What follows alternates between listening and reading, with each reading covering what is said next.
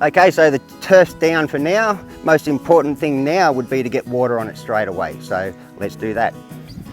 Being this a small area, I'm going to hand water this one today. If you have an area big enough behind you where you can get a sprinkler on it, get it on there straight away, working behind you. Get the water down into the ground and let it give it a good soaking. A good soaking is, say, 3 to 4 times a day from 10 to 14 days.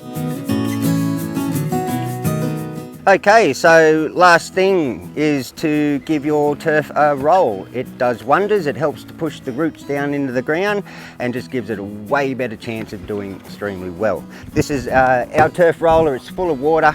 We're going to roll over it this way once and back again, and then repeat that this way.